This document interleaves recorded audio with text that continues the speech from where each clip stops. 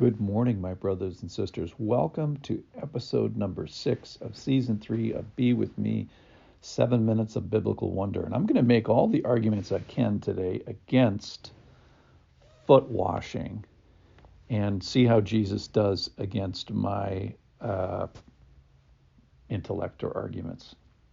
I'm going to read from John chapter 13. I'm going to read verse 4 and then 10 through 15. Here we go. Jesus rose from supper. He laid aside his outer garments and, taking a towel, tied it around his waist. And then verse 10, picking up here. Jesus said to Peter, "The one who has bathed does not need to wash except for his feet, but is completely clean. And you are clean, but not every one of you." For he knew who was to betray him. That's why he said, "Not all of you are clean." When he washed their feet and put on his outer garments and resumed his place, he said to them, "Do you understand what I have done to you?"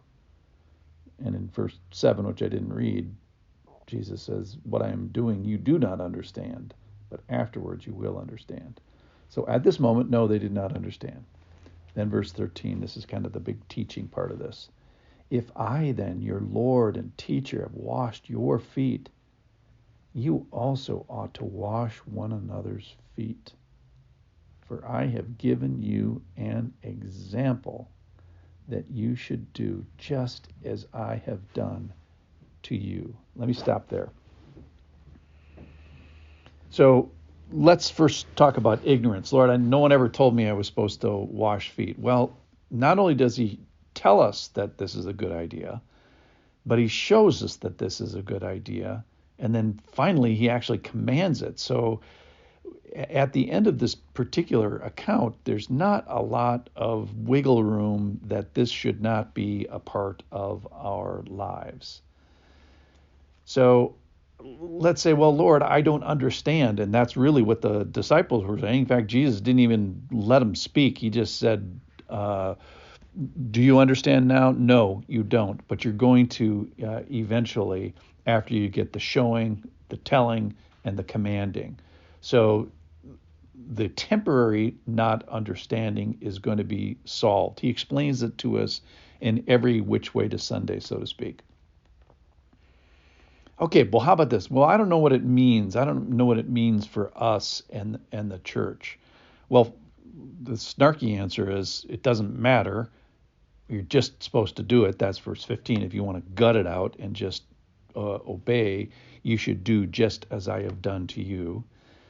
So he does give you a command for it, but the point of it is do it just as I have done to you also means do it with the same motivation, do it with the same kindness, do it with the same love, do it with the same giftedness that I have gifted you.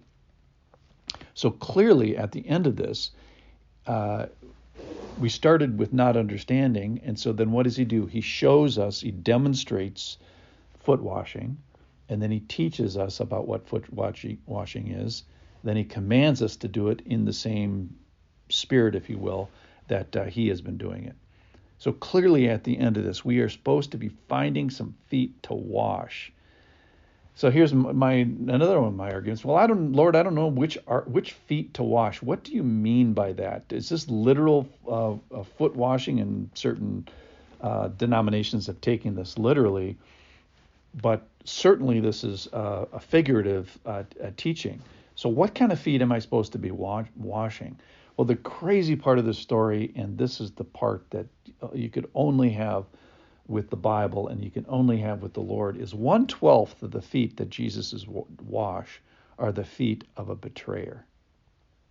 And 12/12 of the feet that Jesus washes are going to abandon him in just a couple of hours. So the whole room is full of at least abandoners and, to the worst, betrayers. So this whole thing about, Lord, I'd like to wait for the right foot to come along. I don't want these club-footed, deformed, degenerative, calloused, bunioned, dirty sock smelling, wart-infected, fractured, lacerated, tired, and weary dogs. I want some, quality feet. I want some non-stinky feet. I want some non-weary feet. And that certainly is not the message of this. The picture is washing the feet around you. Some will not be beautiful. Some will not be swift. All of them will be needed.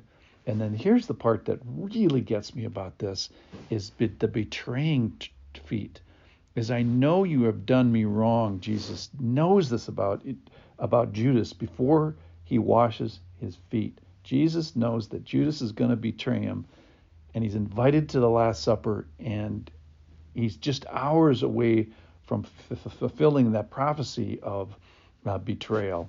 So Jesus says, I know you have evil intent, and yet I'm going to wash your feet. I know that those feet are going to betray me in just a few hours, and yet he washes. I know that I'm going to wash the feet of a man that's reviled throughout all of history. And we say, I say, you say, surely not that guy's feet, Lord. I can give you all these arguments against washing that particular guy's feet. And here's my final thought for the day is, if your heart is called to wash and to serve figuratively in the church or out of the church, and you have this umbrage against some particular person, think about the Lord and washing a betrayer's feet. So if you have a betrayer in your life, or a knucklehead in your life, or an abandoner in your life, maybe that's exactly the person whose feet that we should be washing. So go out there and find the most deformed, degenerative, calloused, weary foot that you can, and maybe even a betrayer's foot. Let's find them and let's wash them. Thanks for listening.